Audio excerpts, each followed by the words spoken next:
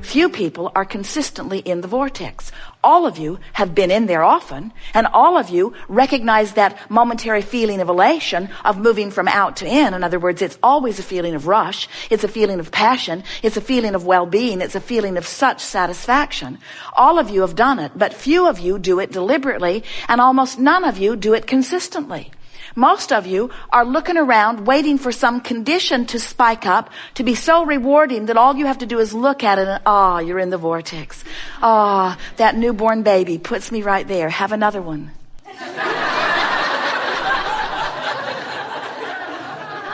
Jerry's trying to talk his daughter and daughter-in-law into having another baby, and they're not having any of it. Esther says we're going to have to mess with their birth control pills or something because they think they're finished, even though we want more. They're trying to call more grandchildren through. Because that newborn baby, that little one freshly here, that one still tuned in, tapped in, turned on, that one who is still willing to color with Jerry.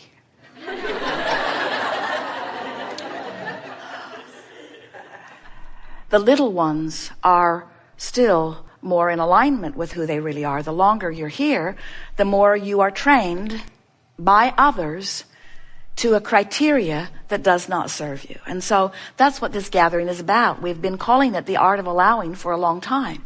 And it really is the art of awareness, the art of being aware of my emotions, the art of awareness of my two vibrational aspects, the art of allowing, because I'm aware of my two vibrational aspects and because I'm aware of the way I feel, the art of focusing myself into alignment with who I really am and therefore allowing the fullness of who I am to flow through me in this moment.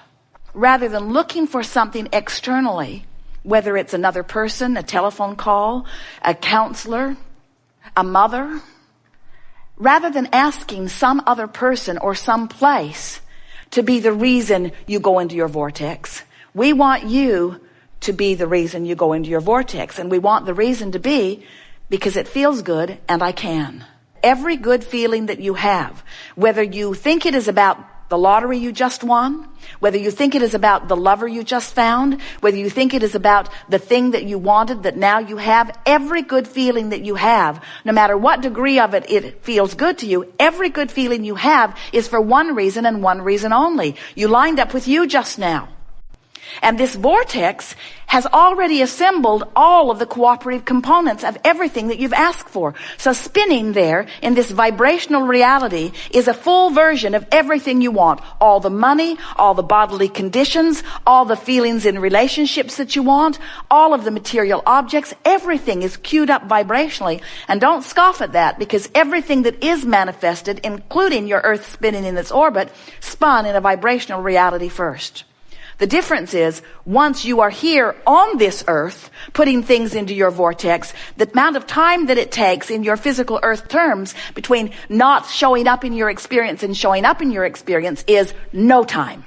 When you become a match to the vibrational vortex and all of those cooperative components that have been assembled, when you become a vibrational match to that, it is instantaneous. In the moment that you stop the resistance, the trail lights up.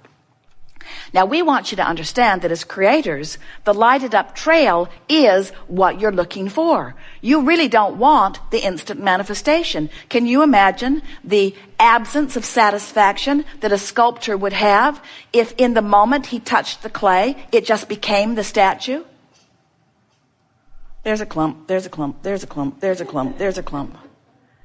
He wants to mold it. He wants to let it evolve. He wants to discover it. He wants to be part of it. And so do you. So when you get into the vortex, we're not saying that you will have an instant manifestation of what you want, although sometimes it seems that fast to you in relative terms.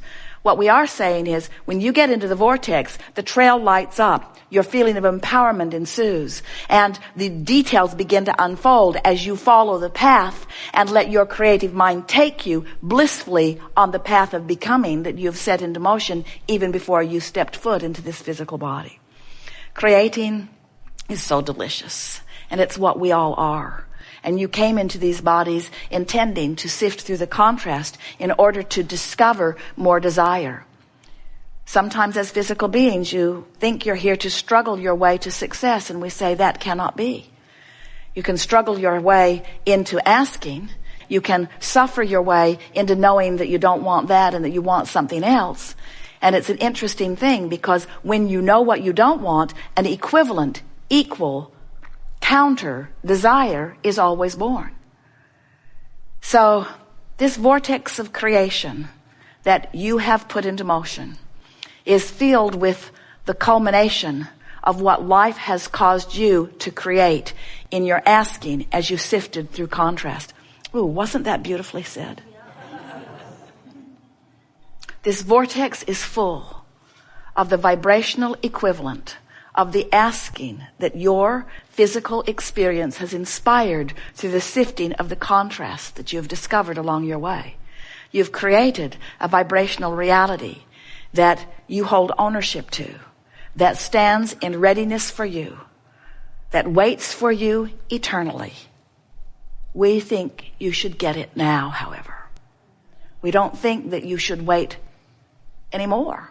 We think it's time for you to get into the vortex and begin to reap the reward, to find the answers, to solve the problems, to feel the exhilaration, to be the being who you have created. We think it's time. And otherwise, you can do it when you croak. It's your call.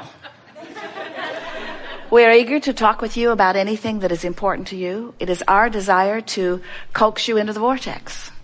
We know that you're having some step one moments, and we applaud every one of those, because if you weren't sifting through contrast, you wouldn't be asking, and if you weren't asking, we all wouldn't be expanding. So we never want you to think that we want you to get into the vortex and stay there only. We just want you to make the vortex your primary goal. We just want you to make your vortex your main event. We just want you to make not being in the vortex the anomaly that it was meant to be, not the career that so many of you have made it into. In other words, you did not plan to make step one your life's work. If you watch television or listen to those, it is so interesting how people are so drawn to catastrophes, to the problems of life. And we say, you didn't plan on spending so much time on that part of physical experience. It doesn't matter. It's not slowing things down. All you're doing is putting more into the vortex. And then those who get into the vortex are having richer, fuller experiences. But this is the time of awakening. This is a time when more will be inspired by you and those like you to discover their vortex. This is a time of awakening to the power and passion and love and good feeling life that you all deserve. Once you find this wavelength, whether you find it on your own, whether you find it through meditation, whether you find it by reading one of the books that is full of the energy of Abraham, whether you listen to a recording that is the vibration of Abraham, you, just through listening, can train yourself right into the vibrational frequency of that which we are. Which means anytime you are asking and in a place of non-resistance, you can receive the vibration of that which is us. The earlier clarification, right, both yesterday and today, and as often as it comes up, is that this relationship that you are having here is Abraham as being translated by Esther. And there is a difference of Abraham being translated by Esther as Abraham being translated by anyone else. And in fact, the name Abraham implies the combining of that which is Esther and this energy that she has named Abraham. In other words, she found that label. Right. As we visit with you, we don't whisper words in her ear that she repeats. We offer blocks of thought that she translates. And so there is a projection of energy, and there's a receiving and translating of the energy, and that's what equals Abraham. So we're really splitting hairs here in the sense that we are not in any way trying to hold Esther apart as the only translator of non-physical energy. In fact, the opposite is true.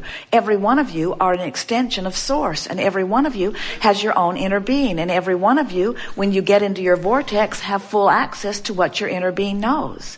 That's what you call channeling is. Esther has not ever enjoyed the word because it means so many things that she is not doing, and people are not sure what it means, and in some circles it has a sort of negative connotation. But what this alignment or connection or experience really is Esther having trained herself even before she was receiving us into the vortex and into the frequency that is us, so that as we began projecting through her inner being, since she was in concert with her inner being, she received the full understanding of all of that and is very good at articulating it, and was particularly good at it because she was not steeped in a lot of attitudes and opinions and rituals that she would then have to try to interpret this new knowledge through. The knowledge could come purely. So she actually found new combinations of words that actually put you in new places of understanding new meanings, you see.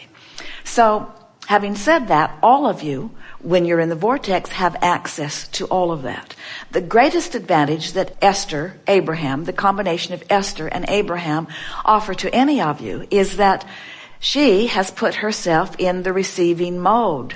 So, you're doing the asking and we're doing the answering, and Esther is doing the receiving, and here it is all working out very nicely together. Where when you are on your own having the experience, you might discover that the vibration of your question and the vibration of our answer are not the same vibration, because in the question or in the problem is always a different vibration than in the answer or in the solution. Everyone has access to infinite intelligence. Everyone is an extension of this source energy. Esther, as she expresses for Abraham, is an example of that connection, but she is not the example of the precise stream that you will connect with.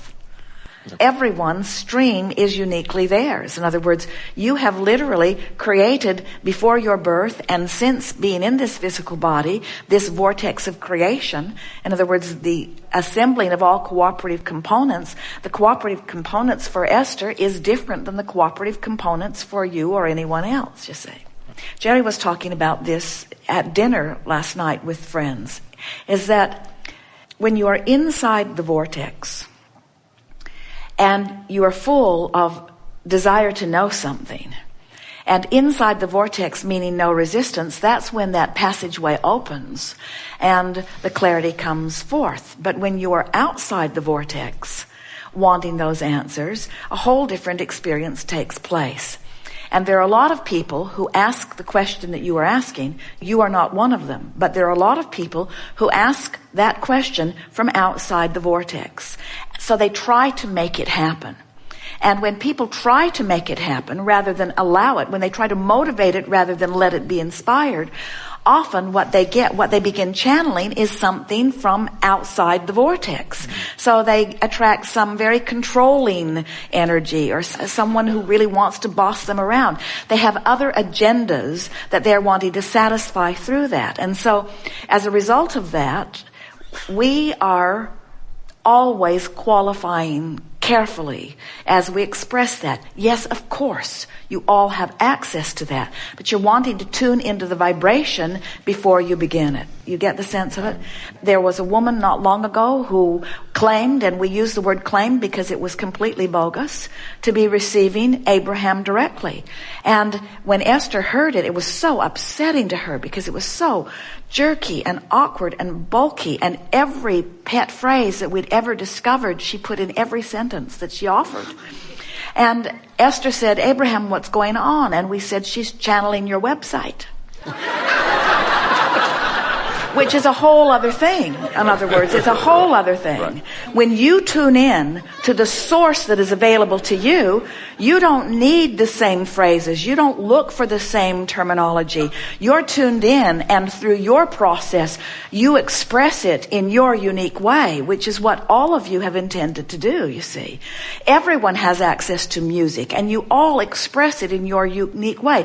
Everyone has access to artistic ability, and you express it in your own way. And everyone has access to infinite intelligence, and you express it in your own way. So we eagerly and openly answer this question whenever it comes, and say to you unequivocally, you have access to infinite intelligence, and you have every bit as much right and ability to translate it as Esther does.